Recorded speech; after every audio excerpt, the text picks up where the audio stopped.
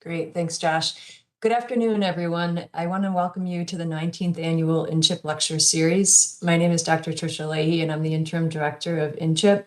We have a very exciting lineup of esteemed speakers this year, and today, to kick off our lecture series, we have the privilege of welcoming Dr. Ali Sewell. Dr. Tabler will be introducing Ali and their important work. So it is my honor to introduce our speaker for today. Dr. Ali Sewell is Associate Professor of Sociology at Emory University and founder and director of the Race and Policing Project. Advancing quantitative approaches to racism studies, they assess empirical links between the political economy of race and racial healthcare disparities using policing and housing policy data. Published in a wide array of sociological and interdisciplinary outlets, their research garnered support and recognition from the National Institutes of Health, the Ford Foundation, the National Science Foundation, the Society for the Study of Social Problems, the Baden-Württemberg Foundation, and the Inter-University Consortium of Political and Social Research. Planned Parenthood named them the future, innovator, and visionary who will transform Black communities. They received their Ph.D. and MA in sociology from Indiana University with a minor in social science research methods, and their BA, summa cum laude, in sociology from the University of Florida with a minor in women's studies. So again, it's my privilege to introduce our speaker. I do want to make a note that please do hold your questions until the end, at which time you may be able to unmute yourself and speak, or use the raise hand function, or utilize the chat box. So help me welcome Dr. Ali Sewell. Hey. I'm going to go ahead and get this screen shared. I really appreciate being here. It was exciting to see what you all are doing, and try to think about the ways in which that we can connect. I see this thing, and it's still doing that weird.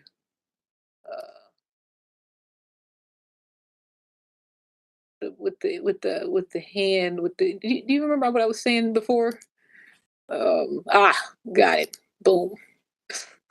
Oh, it's doing this weird, I would say it's like kind of your guardian angel, kind of doing the head bob. But I wanted to make some links between, frankly, a lot of the work I've been doing, which is primarily around just neighborhood effects on health, and linking to, I think, related lines of research, but also I can recognize maybe some folks would want to understand more about it. So one thing, we have the question of police violence, and we'll focus today on lethal violence. And we have also the question of this kind of long-standing, seated structural racism. And I actually wouldn't use structural racism, I use the term systemic racism, to talk about how even perhaps the things that are happening right now, like police violence that we're paying attention to, are actually part of a longer-term tradition and pattern of systems of domination along the lines of racism. So it's not just that we have people who are people of color or Black and Latinx folks who are, being violated and so on and so forth. Is that we have these places where, it's all in. Just because someone is in this place, they are subjected to the questions of violence that we're talking about. So how I think about this is primarily in three different models. We're talking about how the conversation around police violence has changed across time. We now understand the term police violence. We're now moving towards more of a trauma model, where we want to think about a killing itself as a public health event. A killing we know is a public health event, but a killing by a police is different. It's a state-sanctioned violence in some sense. And that trauma model comes directly from our kind of a psychological approach that even contact with the police, benign contact, whether, maybe you experienced it or someone experienced it, or in these kinds of places, these things happen. Hypervigilance. It's kind of stressful. And it's whether it's the stress I have today, or this, buildup that's happening because I know that this environment, this block is, and some people could say it's hot. That's an issue because it's going to change everyone's kind of human development perspective. But what we don't talk about so much is the reality in public health, the ways in which we engage police is through the lens of crime prevention, as well as crime control. So if something ever happens to you, you're supposed to call 911. Who shows up? And it's a lot of the conversations that we're having right now, but that organizational model of police brutality from the perspective that it is the police who are most likely going to be the first responders to a crime against an individual, which places them perhaps possibly as a protector, and they also can be a perpetrator, depending upon where you sit in this thing. So what's happened over the last, I would say 20 years, it's kind of hard to say this now, like, man, it's been this long. But in the last 20 years, we've been able to identify using public records. We know the records that are coming out, stop, question, and frisk laws, and so on and so forth. Journalists, creating things, and so on and so forth. And we're using everything we can to figure out how this question of crime prevention happens. On one hand, we can identify that after 2000, we've had a steady decline in assaults. But if you were to take, these are hospital records from one of my colleagues, Justin Feldman, if you were to just take the assaults that are related to contact with the police, they're actually increasing. And particularly towards men, there's someone knocking, and I'm unfortunately I'm not going to be able to stop to talk to them, but you may hear something. This data that we see here is important to understand because it represents an arc. And it's an arc that, changes how the police are viewed as caretakers, as someone that are going to protect folks. In 1999, in the beginning of the year, New York Police Department came into where they were looking for someone. And they thought this guy, Amadou Diallo, was the person, and he was coming out of his apartment complex, or actually he literally was kind of coming out of it. And they told him to put his hands up and so on and so forth. He reaches for his pocket, he dies. This is 41 shots. So I came out of college in 2001. So when I came out into this new world of what we were supposed to do when we got free, this is what I heard. I heard 41 shots. Amadou Diallo, 41 shots. In 1999, the likelihood of being able to tell what the load of shots that could have been fired in the place where Amadou Diallo was very low. These records were not released. They were part of some, this type of unit or that type of unit that was trying to control drugs or find firearms and so on and so forth. But because of something like this, we began to be, and I'm saying we as a public, as a concerned citizen, began to think about perhaps maybe the police are part of the problem, but we don't even know how big the problem is. So one way we do that, because we're scientists and maybe other things, is we, try to get records. And at that time, the records that the New York Police Department were using were basically, they were secretive. So there was a lawsuit, not from Amadou Diallo's family, but from folks who had experienced things like that was filed in 2000, 2001. And it basically said, hey, we want to know what's going on. And the result of that lawsuit is documented by this is the Center for Constitutional Rights, the New York Civil Liberties Union, was that we were able to get numbers like this. So we know starting in about 2002 that there was an increase. Were people really reporting or not? You can have a conversation about it. But there was a number of reported stops.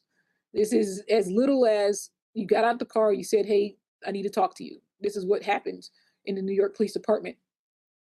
It had exponential increase. If you add up all the numbers of stops between 2002 and 2011 or so, I mean, you have over almost 1 million stops. It's a lot of stops.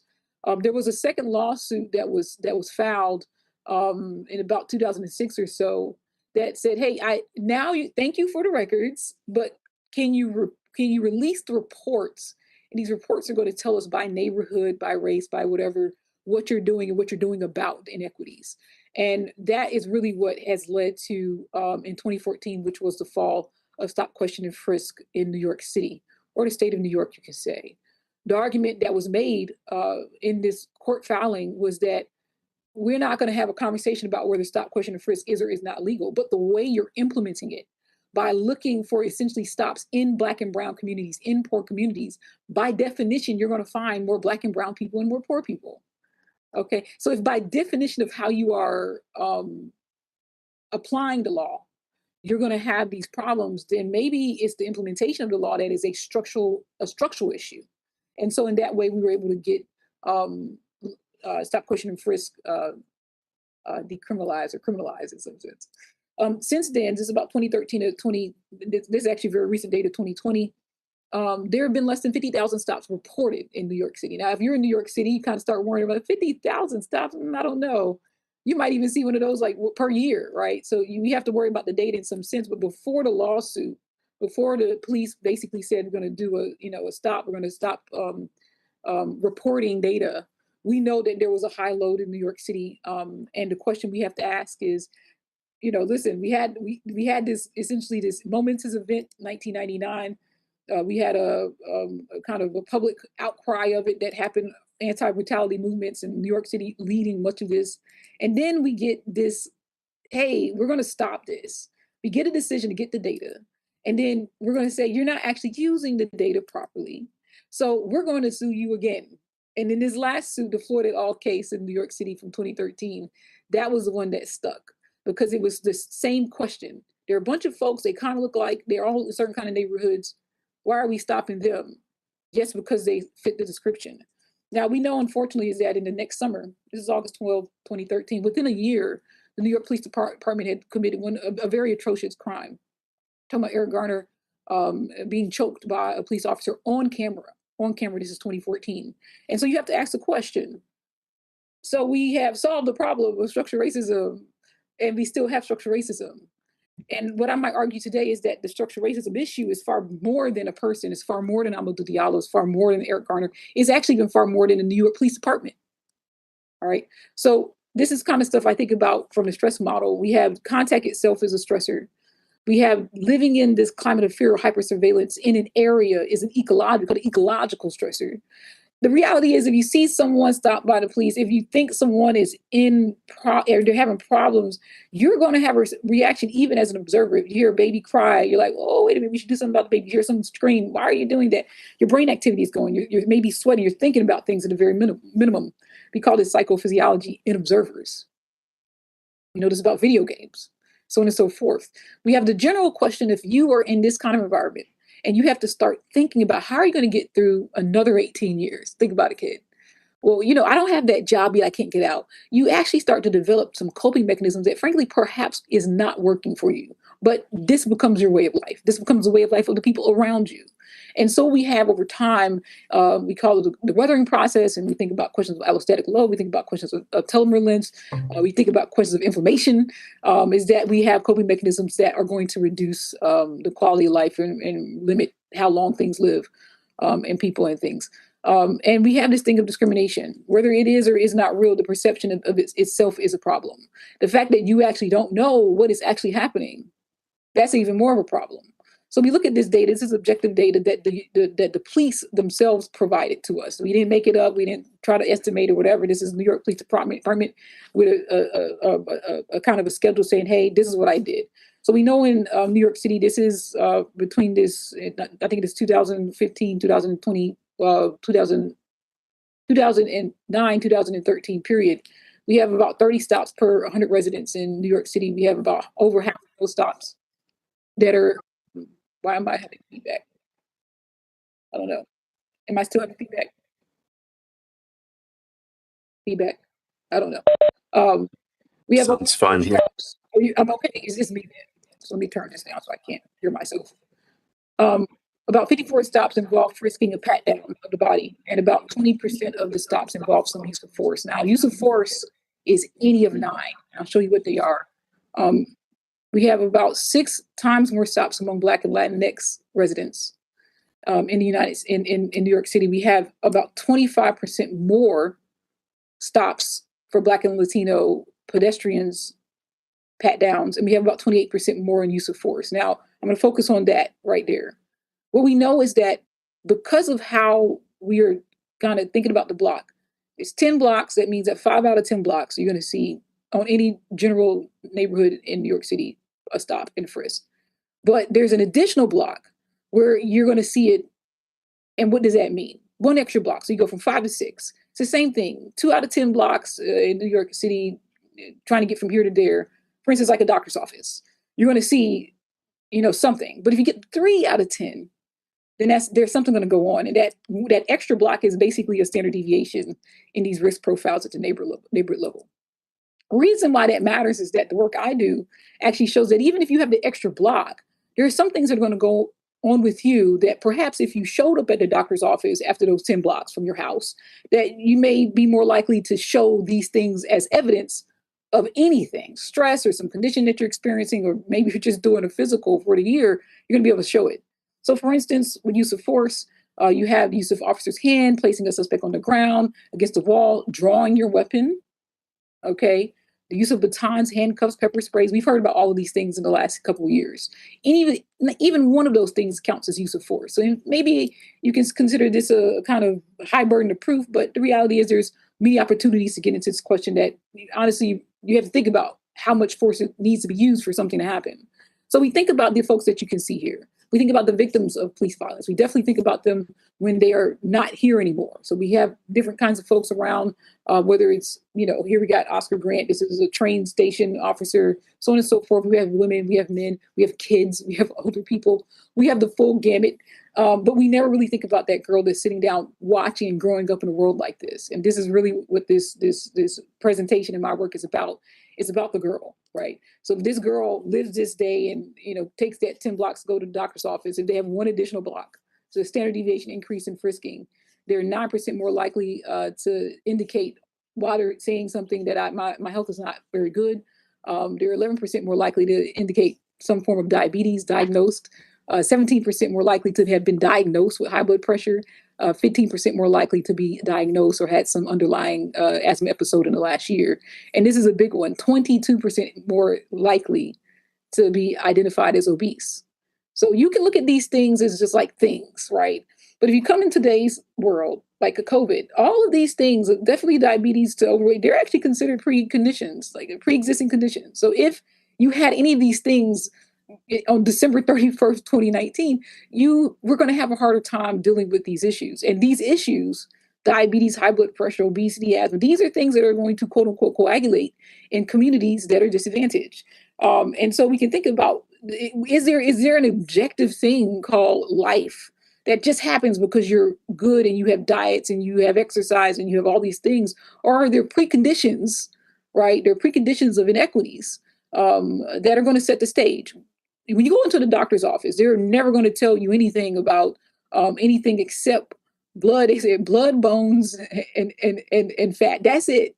They don't necessarily see all these preconditions of society. They see the preconditions of the body, right?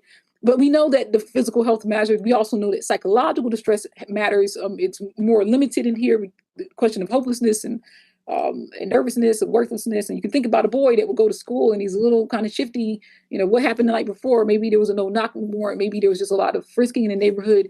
He looks like a problem. He's nervous. He doesn't have a kind of a clear idea of the future. And frankly, doesn't really think that people care about him that much. This is what's going on, right, in these neighborhoods.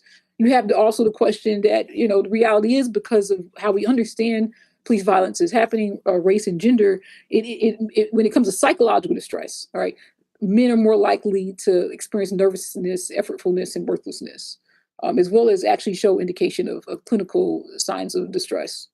Why is this not going forward? Okay. We also know that some groups, and even some groups that are kind of atypical, so we know that Blacks and Latinos have more of a risk for blood pressure than their white counterparts. And it's different kinds of neighborhoods and different kinds of structures. And at some point out of time, I don't like to get too detailed into it, but we do see these differences. But one that's kind of weird is that you have a group that's less likely to be contacted by the police. And they have the best health if you look at all of the racial groups on average, especially when it comes to physical health. Asian Pacific Islanders report better health. But if they live in a neighborhood where Black and brown people around them are have force being used against them, disproportionately more so than that of whites, they're going to say their health is not very good as well. So what I say is that we often think about police violence as a social condition. I mean, it's a condition of the person, but it's far more than that. It's a structural condition, and just a structural condition that anyone can tie themselves into, depending upon the situation. Like this one here, I'll explain it. Then we have a different thing we're worried about. Now, if we look at most studies on policing, we want to know these questions of, is there something about policing that is inequitable? It's prejudice, but it's not about the officer themselves. And so when we look at that is to understand the connection between the racial composition, the ethno-racial composition of a neighborhood, as well as you're just going in there and using force. This is really the Floyd et al. Case in 2013 in the New York Police Department. And we find that it's true. In areas where there's higher concentrations of Blacks and Latinos, the likelihood of having obesity, the likelihood of having high blood pressure, and even the relative likelihood of having diabetes is much more. But it's the other thing, if we think about racial differences in use of force, I want you to hold on to that thing I mentioned before about Asian Pacific Islanders having worse health, so to speak, if they live in neighborhoods where there's Black and Latino residents being more likely, or pedestrians being more likely to be stopped by the police. We find here that in areas that are 40 or more % white, right, these areas do not have Blacks and Latinos in them. When there is that extra little dose of racial disparities in use of force, you have higher levels of diabetes, obesity, high blood pressure, poor fair health among those individuals. And so what you're looking at here is this kind of undotted, right, kind of solid line at the lower edges of % Black and Latino. It's those folks who live in these neighborhoods that are doing it, that are having these experiences. Now, one of the reasons that we want to pay attention to that is that on average in New York City, this is only 34 neighborhoods. On average, like 33 out of 34 places, Black and Latino pedestrians are more likely to have use of force. So where is the variation? The variation is whether you're 69% more likely, right, versus you are normal, right? That's actually a pretty scary thing. So you get problems when you're in place in your neighborhoods, and there are problems not necessarily for you, but for the folks living in these predominantly white neighborhoods. When you leave those neighborhoods, you get stopped and have force used against you. One of the things that I think becomes a lot more complicated is that we don't necessarily have a race gender kind of construct. So I mentioned the race thing, that which is like Black and Latinos have some problems. In some places, Asian Pacific Islanders have some problems. In other places, whites have their own problems in some places. There's everybody that gets some problems when it comes to physical health. We have men getting a little bit harder to bear when it comes to psychological distress. But we have women, on the other hand, who are carrying the burdens of people actually dying. So there's a way for us to identify this objectively speaking. Lethal surveillance, it's legal intervention deaths. It is an ICD characteristic. If you ever wanted to track this at a national level, there goes your diagnosis. You don't have to actually make any of this up. The difference is that this is the cause of injury that is identified by a medical examiner or coroner. So some of these folks are going to be, sanctioned by the state. Some of them are private. But the point is, when they saw the body, when they saw the injury, they said there is no way in the world this would have happened except for contact by the police in the course or the attempt of actually following the law. So this is not police that, they're only off duty and they did this or whatever. And it's not that there wasn't other things in there. I'm saying there would not have been a death here. There would not have been an assault here if the police had not been involved in this. So these are legal intervention deaths. What we know is that generally in the 10-year period prior to Floyd et al., if there were 3 or more legal intervention deaths in that neighborhood, that you had higher levels of blood pressure and more obesity for everybody in the neighborhood. Among women, if you compare all women in the United States, in New York City, and you just say this woman is in a neighborhood where it's 3 or more, this one is not, the women in those neighborhoods with 3 or more are going to have a greater risk of obesity. What was scary for me, though, when you look at the gender disparity within the neighborhoods, the gender disparity in I call it the CVD trifecta. This is, listen, if the likelihood of you having a heart attack is when you have 3 things: diabetes, high blood pressure, and obesity. The risk of having a heart attack goes way up. And we know for in the same neighborhood, if you're living in these lethally surveilled areas, women are over 50% more likely to have each one of those conditions. That is huge. Because these folks are not the victims on average of police killings. They're not necessarily getting stopped by the police. On some hands, you might say that Black women's and Latino women's women in general, their health is better than men, but they're bearing the brunt in a different way, but nevertheless the same. The last one I'll show you is from Philadelphia. Here we're looking at this question of just frisking, but we're going to look at, hey, I want to do something about what's going on. So you're going to use the emergency room, or you're going to go to an urgent care somewhere, and you're going to try to get attention for the things that have happened to you. If you live in a neighborhood where there's more frisk, and this is just that's an extra block, you're less likely to go. All right. So the likelihood of going to an emergency room actually crashes. It crashes the more likely there are to have frisking in the streets. This is in Philadelphia. So number one, it's not just Philadelphia. It's a lot of folks. Let me see where we are on time. So we know this is the kind of, for me, what I say is a mechanism, right? It's a mechanism towards a pre-existing condition, right? So we have a structural condition of police violence that is a precondition of things that are preconditions of death. So they're preconditions of basically I'm sick all the time, which then when we have a problem like a COVID or anything else, you're not necessarily going to survive that. And we knew that happened. We saw that happen in the first 6 or 9 months of COVID. There's something that's a precondition to police violence still. And some of this work is actually starting to come out. I think some of the strongest work I've seen is, in Minneapolis, basically kind of connecting police violence and long time ago. What's going all the way back then. So this is the stuff between Hope Data, Homeowner, Loan Corporation maps, and what you see every day as the racial composition, and then what you're going to see in police violence. What we know in about 100 years, about 80 years now, right? We knew that there were some folks who were hired by the government to go around and say, hey, if I wanted to invest as of the government in an FHA loan or VA loan, where would be the best place for me to invest that money and know that in general, within 20, 30 years, I'll get my money back. And the thing I get by having this assurance is that I don't have to pay for a lot of defaults. The taxpayers don't have to pay for a lot of defaults. So we want to make sure we're going to use our money and use it judiciously. What we find here is that there are some parts of the cities that we're talking about that the government from the 30s was like, I don't want to give money there because I think it's not going to be able to help me as a structural nation, right? We're going to waste resources there. And we know that there's a very strong corollary between the percentage of Black folks, and this is in Minneapolis, the Twin Cities, and whether a neighborhood was actually identified as red. So we got 1980 here. This is some of this data here. It's from 1980 to 2010. And we know that across that time, this is a 30-year period of time, and it's still the case today, that if a neighborhood was deemed as green, if it was considered one of the best neighborhoods, there really hasn't been much change in the percentage of Blacks in the neighborhood. Now, I want you to understand that in 1930, there weren't a lot of Blacks in Minneapolis, right? So we're not talking about something that, has been stable. We've had an influx of folks who've come in the last 50 years or so to Minneapolis that are not white, right? And what we find is that those individuals have primarily settled, at least for when it comes to Black individuals, non-Latinx individuals, they primarily settled in neighborhoods that in 1937, the Homeowner Loan Corporation and the federal government agreed with them that these were hazardous neighborhoods, right?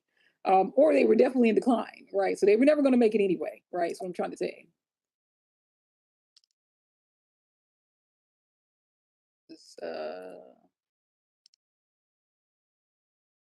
Sometimes it works, sometimes it doesn't.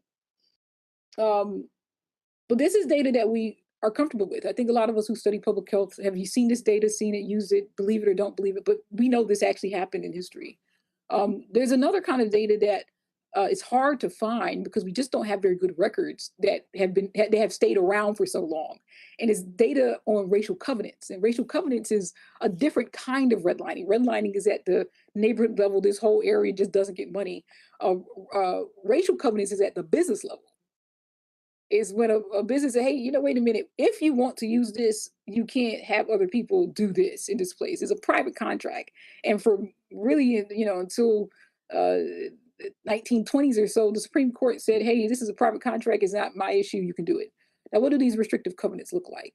What we know is that they basically say things like specific racial groups. Do not let this person there, etc. say this. I want to just go to South Minneapolis in the same period we just talked about racial composition changing. In the areas that are lighter, there are very few Black residents there at these time periods. In the areas that are darker, and there are various different kinds of areas, there's 50% or more Black folks in that area. Now, you do see a dispersion that's going to happen over time.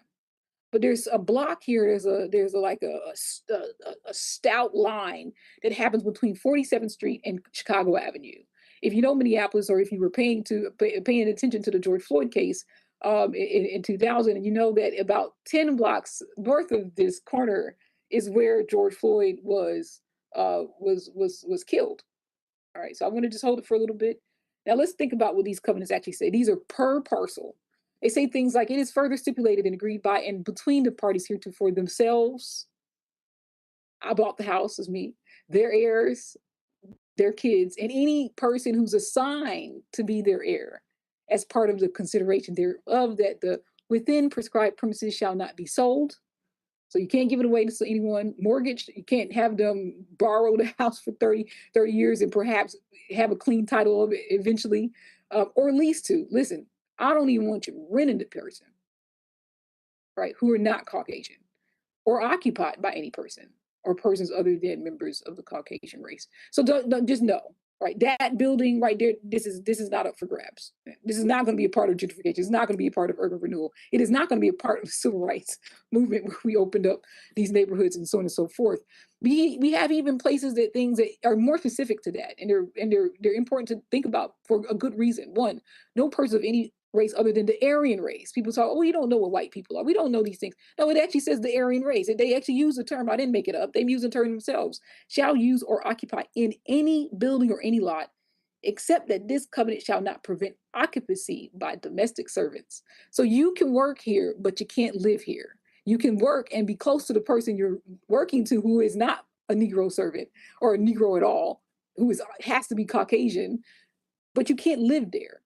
Okay, so you can get our money, but we don't want to have fun. We don't want to play with you. And it doesn't include everything. Give me the trailer, give me the basement, give me the barn, so on and so forth. The garage, whatever you want, any outbuilding, so on and so speak. Anything that's temporary, anything that's not, just no one except those who are going to be working. So I'm gonna wrap this up because I already precluded this, or I set it up for you already. This is George Floyd Square. All right. We see the sign here, it says 38th Street. Right. Right down here is Chicago Ave. And this square, when the protests came out in Minneapolis, when these things happened, George Floyd was killed, was murdered, was suffocated. This place was protected. The protesters were like, "You're not coming here and breaking up anything. This is a safe place, and at least in this place, this is a memorial. It's going to be a memorial site." I think that's important for us to understand, because when we think about the death issue that's on the table, we often think about it as a wanton list. It's just anywhere, anytime, everyone can get it. No, there is a conversation that's happening here, and it's a structural conversation about why this street at Chicago Avenue and that street at 38th Street, why it matters, right? And it's not just because there was a guy there and there was a pharmacy there and there was a gas station across the street. That's not the reason why it mattered. I would say, if I were a pretty bold person, I would say that the reason why it matters is because it's 10 blocks from a place that doesn't have any of these problems. So in these 10 blocks, if you go down, you'll see a restrictive covenant. This is that building right here. The Shenandoah Terrace Company sold the property, part of a suburban area, or what will become a suburban area. Harry Williams and Alvin Owens, they didn't sell it on 1925. It expired on 1925, which was that it was sold well before then, right? Some of these things were to life, and some of them actually did have expiration dates. So let's make understanding. In 1925, which is 8 years before the Homeowner Loan Corporation came in and said, "Hey, wait a minute, this one can't get it. This one is okay." This is a green line area. Okay, this is an area where you want to put people, you want to put businesses. And if you go today, this is 4701 Chicago Avenue, Minneapolis, Minnesota, 55407. If you go today and you find out what is at this address, what is at this address, did I just do that? Sorry. What is at this address? This thing is going faster than, why is it going that way? Like it's going the wrong way for me. Why do these things go this way? Look, like way down here. See, here we go. At 4701 Chicago Avenue, we have something now called the Wings Financial Credit Union. And it is a block. It is a corner. Across the street from it is Wells Fargo Bank. Down the street from there is the Health Partners Urgent Care.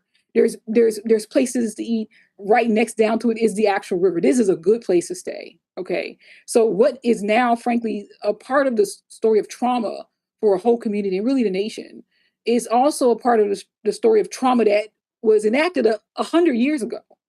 And it was stabilized 100 years ago. Remember, this was the end of something, not the beginning of something. So I want to wrap it up there because I think it's important for us to understand that one of these things is not just the same as the other. It's a conversation piece. It's a walking down the street. It really is a walking down the street. But imagine that street is history. Imagine that street is from the civil rights movement here. Imagine if it was from the Civil War to the civil rights movement to here. What does that street tell you? You build where you put white people and you let it go. You don't really care what it becomes if you say anyone can come that is not white. Right? Now that's pretty dramatic, I would say. But I think it speaks to a lot of the culture that's going on here. This is a song by One Mic by Nas.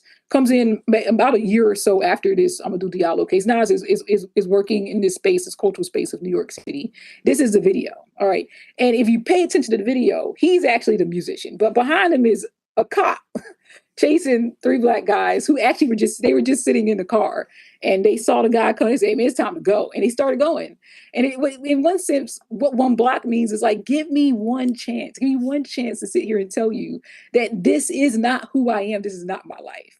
And what I would say, if you took the long history of this thing and you said, I think I want to understand what's going on, you do not look at the block. You do not look at the 10 blocks. You don't look at where the police are going now. You don't even look at the number of black folks in the area.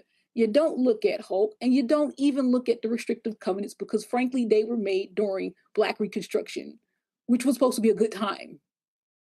You look at the broader system of domination that's going on.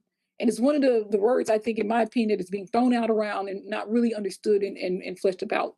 But the question of systemic domination, which is the root kind of framework to understand systemic racism, is about it is literally, I'm telling you this, is a post-colonial relationship between the nation, right, and the people in there. And particularly thinking about this not as an empire nation, but as a racial state. In a racial state, you can get that full line. The 10 blocks actually becomes 100 years. Maybe go back before that. And we have some understandings of what systemic racism is. It's not willy-nilly. You can go find it out yourself. The first mention of it is by Brent in 1986. Philomena Essex referenced it a year later, and she's the one that really is credited for the questions around perceived discrimination and so on and so forth. But it was actually the Canadians that got it better than we did. About 10 years later, has a clear definition. We don't have to guess about this. Systemic racism is inequalities rooted in the system-wide operation of a society that excludes substantial numbers of members of particular groups from significant participation in major social institutions. This is not just about the deprivation of resources. This is not just about a bunch of terror in an area. This is not just about people living in an area. This is about a society-wide operation. So we need to start to codify that. We need to operationalize that. And any one of these things I just mentioned to you is not sufficient, but neither is a cluster of variables. And this is where we kind of break apart, in my opinion, with the question of systemic racism. Because if you read some of the more sociological research on systemic racism, we are talking about questions of ideology that are pitted into the processes and the conditions of making the state. Right? Their practices and their group interests. You have to measure the interests. You have to measure what is actually done, not just across your life course. I know y'all are great. We're going to live 80 years, 90 years, so on and so forth. My dad's turning 80 next week. It's awesome. But you're talking about a much longer lifeline, the lifeline of society. So what I wanted to just kind of end me on is, if you really, I think, if you had to take a stab at where in this process you wanted to consider measurement, you don't look at what it is, you look at how it's moved. You look at how resources are exchanged. I'm here or there about whether higher levels of education is bad or good. We know that it's bad, right? We know that. But the reality is the educational market and expectations of it have completely changed over the last 50 years. So is it just less education? I think less education is doing something else now. It's feeding on other kinds of market dynamics. And they're not just I have, I don't have. They're about how people are coming into the potential to exchange resources. So measure that. Measure how goods are changed. I do it my own self with thinking about mortgages, not just these business contracts, and saying, hey, not just do you get a mortgage, which is what some of the traditional institutional forms of redlining deal with, but what are the protections around the mortgages that you do get? If, for instance, you lost a job or you lost something and you couldn't pay the bill, would the federal government help you out? Would they say, you know what? I know you defaulted on the loan, but we're not going to have everybody around you just fail as well. So these are FHA loans. These are loans that once they are originated, they're sold in the secondary market to folks who are, basically not protected by these spaces. And there are different ways to look at it. There's not one way or the other way. I think each of them offers their own conversation. In the research I've done on children and their symptoms, it's the racial differences in whether a loan is protected by the government or not that's driving some of these issues, and that's really code for predatory lending. So I'm gonna wrap up there. I think we are. Yes, we've got 2 more minutes before we want to do Q&A. And what I do want to leave you with this, because hopefully we will take it and share it with truth and honor, is that there really are 3 different kinds of racism that are not mediated through the individual. You need some other form of structure, whether it's a neighborhood or it's a school or it's a playground. It doesn't really matter what it is. It could be a set of occupations or an industry. You need something else to tie the exchange together. Neighborhoods, the exchanges that, listen, you're my neighbor. I might pick up your mail if you're not there. We may see each other when we come home or someone else. We'll wave. That's an exchange of social and cultural capital. Okay. Everything's an exchange when you look at the organizational level. But even in that, there are different forms of racism. The institutional racism is what really people are looking at now. And it can be systemic, but it needs to be understood that this is institutional. Here we're in a racial colonial capitalism. We're making money off of the exchange of goods that is highly and systematically racialized. And it's not racialized, it's racialist, right? It is racism in its peak definition. I make more money, I don't pay people, so on and so forth. I mean, you're looking at specific kinds of resources, specific kinds of services, and specific kinds of opportunities, right? That would be more of the question around I do or do not have education, so on and so forth. When we're talking about structural racism or the form of structural the structural form of systemic racism, I believe that you're talking about how one thing affects another thing. One institution guides another institution. So think about the school to prison pipeline. Think about the prison to the labor market pipeline. They're actually there too. We start early but not late. But here you're talking about how the policies and the laws, the practices are actually going to make certain kinds of exchanges hard. 3 strikes, you're out. If the first strike is when you're 15 and you were just fooling around, the next 2 are going to matter. If the first strike is when you're 18 or 17 and you have another 2, I mean, there's a different conversation than that. But states, sometimes 16 is like not age of consent. The other times it is, right? So that's a structural conversation that then roots 2 things together. And then lastly, as I was mentioning it, this is a systemic form of systemic racism. And we are not anymore talking about rules. We're not talking about actual things. We need to have a conversation around ideologies. We have to have a conversation around actual people's interests, and primarily the question of the interests of folks who are invested in anti-Indigenous relations. They're invested in anti-Blackness. They're invested in anti-immigrant ideologies. These are individuals who are making money off of these things, and they're creating whole levels of consent processes that matter here. So I'm going to end that.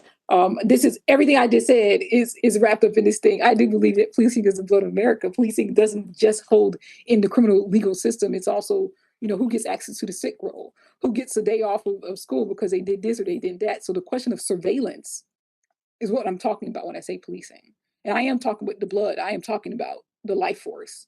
And we talk about the question of America. We're talking about the question of making a state. You have to talk about where people live and how they get out of the places where they live or the places where they're born.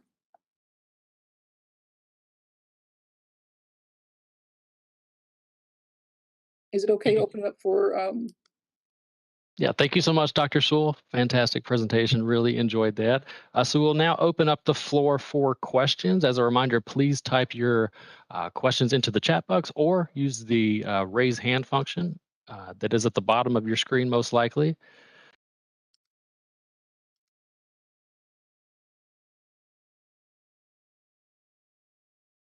I feel like there was some hands raised, or I don't know if those are other things going on. I think they're clapping for you virtually.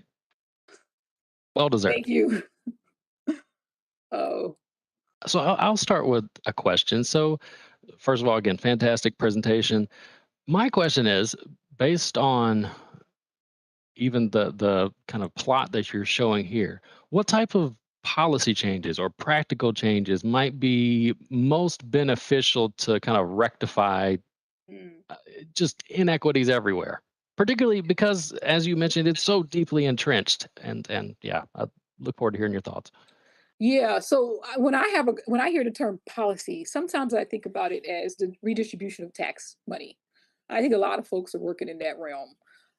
If you had to put me in a room and I'm gonna tell you something, I think we need to start redistributing the stock market. I mean, that's a Wells Fargo there, and that's a Wings Federal Credit Union. That's a house that became an actual financial institution, and that's actual money that is still circulating in the population across the world. So you could focus on the neighborhood. You should focus on the neighborhood. You perhaps should focus on bringing resources into the neighborhood, not just people moving around, right, to better neighborhoods. So I don't, the reinvestment, the mobilization, gentrification, it only goes so far because you have to take care of the actual people, not just the buildings in the place. But if you really had to think about, well, who's making money here? I know that when you get the mortgage, that you get to go home at night and be safe. I know that when you go to school, that you have a better way to grasp things, and your next generation has a better way to grasp things. And when you get the good job, that is money in your pocket.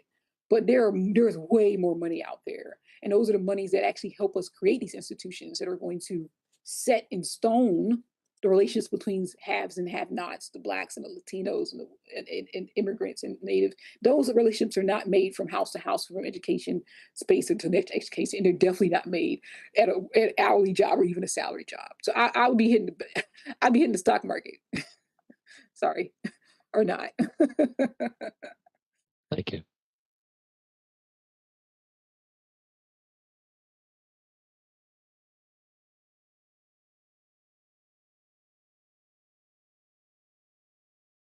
All right, I'm not seeing any hands. Apologies if I'm missing you.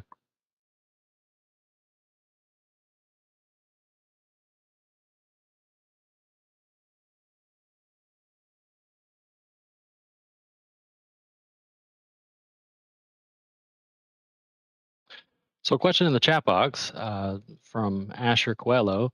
What do you recommend for people entering the medical field with regard to treating people of color? Yeah, I love this question. I love answering it too. I remember just saying, when I work with doctors at a public hospital and other places who they're surgeons. They look at it, they look at the actual organ and say, okay, what is the actual organ doing or not doing? And so when they're actually trying to save lives, like when someone gets shot or so on and so forth, or someone comes in for domestic violence or so on and so forth, like an acute trauma center, they have to focus on that individual. And that person, that doctor that's trained in the actual body, it's hard for them to take the step back and say, well, it really was segregation. It really was this stuff that happens 100 years ago. It's not that it's not true, but if you're a medical professional going in there, we often get trained around questions of cultural competency. Just you're able to negotiate these conversations, so on and so forth, with a patient. But you also need to think about structural competency. You have to think about the ways in which your own place is actually either standing in or standing for a bridge towards questions of inequities. You do have to open up the hospitals. You do have to open up the urgent care. You have to open it up because otherwise you become part, as a medical doctor with all the great expertise that you have, you become part of the problem. So I would encourage folks. Jonathan Metzel was kind of in this camp that when you're training doctors and when doctors are actually out on the field, you need structural competency as a key form of training. It's about justice. It's not just about equality. It's about justice. Thank you. So, another question from the chat box. Dr. Kim Gans asks, what do you think are the mechanisms that links systemic racism to health? Um, Honestly, I think that the pandemic is just such a light here. So the reality is the places where folks were dying first, they were very under resourced. The hospitals that people showed up in didn't have beds, they didn't have basic equipment. So you have a question of how the goods of things to take care of your health are under resources for the problems that these structural conditions of inequities by race, by immigrant status, by nativity have created. you have an under-resourced environment in the middle. And so even if someone does everything right, they get diagnosed later and so on and so forth. If I had to say you have some room for improvement, you have to buffer those systems where there's more issues. That means it's not going to be an equal system. It's going to be an equitable system. So when you consider mechanisms, you have to always look for questions of when someone is not getting the needs met, the needs, not just when they're not being treated the same. And most of our understandings of everything, policy, so on and so forth, are based off of an equality model, not an equity model. Another question from the chat box. Emil Komen asks, do you know of applied operationalizations or measures of structural or systemic racism? Yeah, there's a lot more stuff that's coming out there. I think there's some exciting things. So there's a couple papers that are coming out. Courtney Bowen is, I think, one of them that are doing some work in there. They're using more mathematical models to identify the arc of systemic racism. These are very, I would say, scientific models. They're very based off of what researchers do and what kind of analytical models people like. But one thing that they do is question that this is across time. It's also across space. And so I really like those models. I use some of those models my own. Some people call them cross-random effects models, but they're allowing two things to change.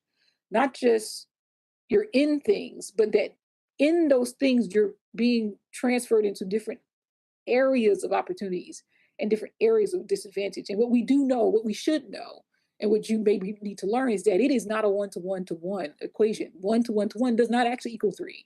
Sometimes it's here and it goes into advantage and then it goes to disadvantage and it moves around the constellation. Now, it's true that there's a packing of it. So folks who do this, I would say the structural model, they're looking at how one thing is on top of the other thing, is on top of the other thing, is on top of the other thing. The work of Mark Hotzenbuehler, the work of Joe Fagan, Zoe Benefield, they're talking about on top of each other, right? But I think if you want to consider questions of operationalization of ideology, you got studies. I mean, I love this David Shea. He's like, how many times do people search for the N-word? Number one, why are you searching for the N-word? You got to think about what is the mindset of why people search for different things. We are in a digital age. Information is everything. So think about how people are using information, and I think that would be there are examples of what I just mentioned, but there are other people are using things more and more that I think are really nice and interesting.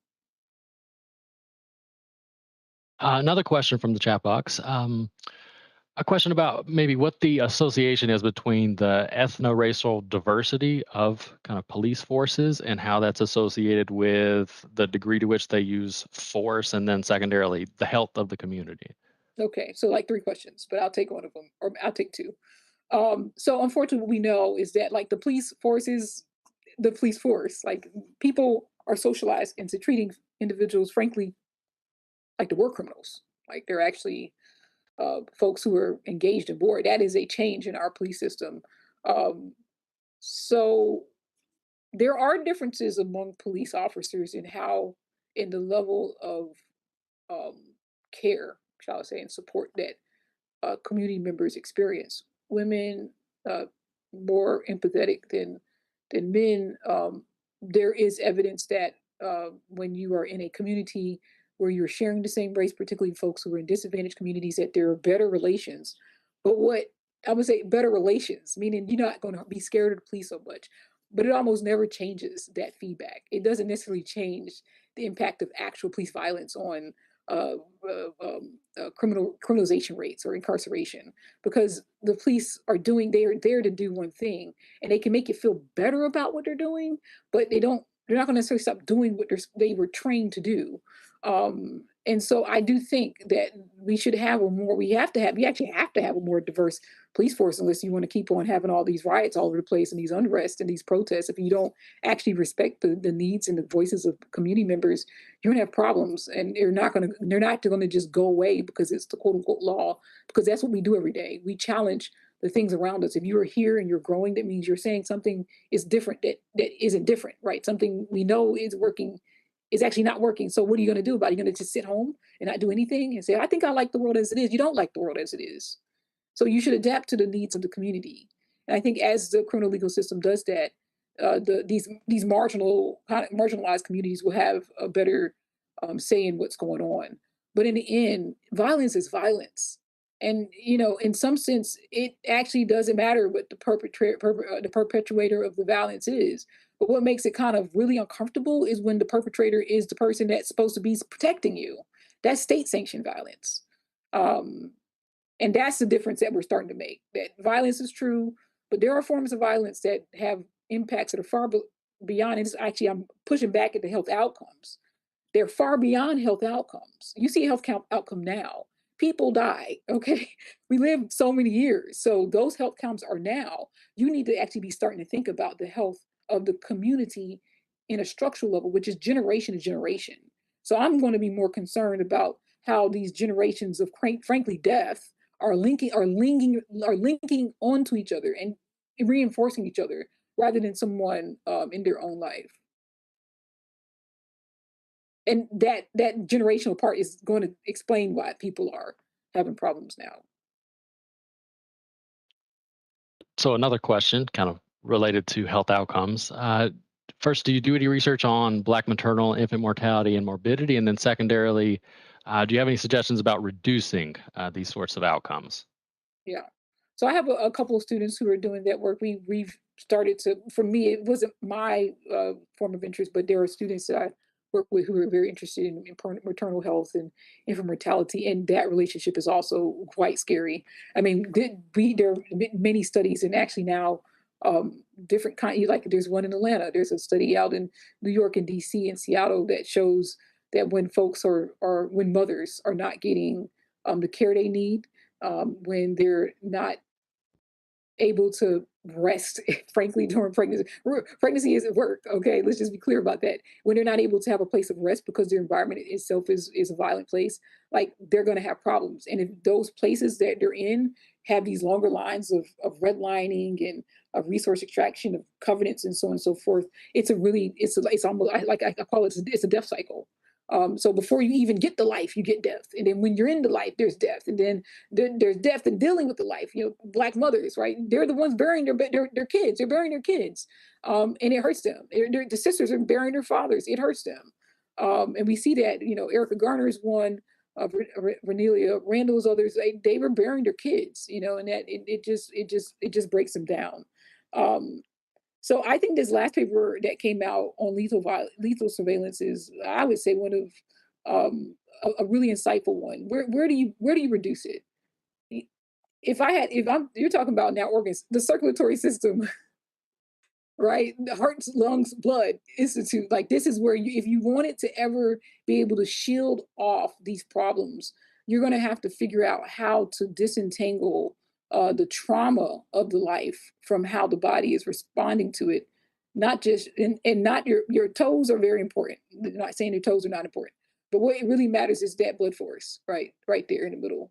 And that I call it, this is the heart blood. It's a heart root. And we think about root systems when we think about trees. And most people say it's bad apple, good apple, and roots don't really work like that.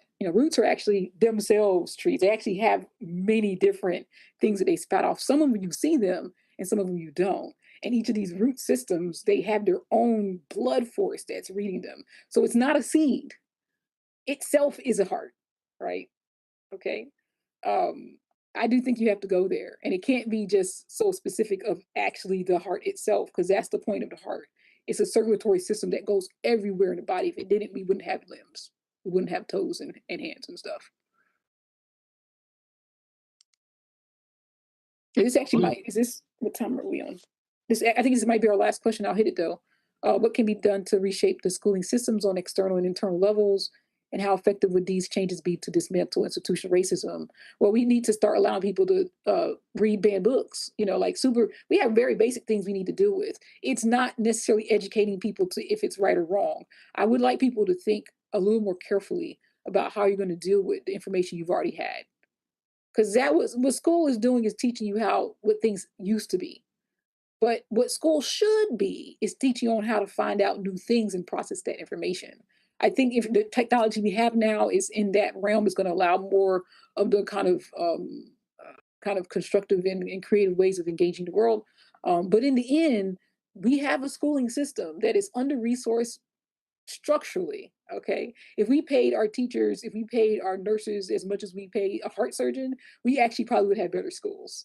So if I had to do one thing, I'd say, pay. I'm saying, listen, if you want to change something, invest in the things that actually work to change it. So if you want to change your school system, pay these people. Don't burn them out for 9 months and then say, hey man, figure it out, rest over summertime. No, give them the money that they deserve. Give them the money that your children deserve. How about that? Thank you so much, Dr. Sewell, and thank you all for joining us for this conversation. Thank you.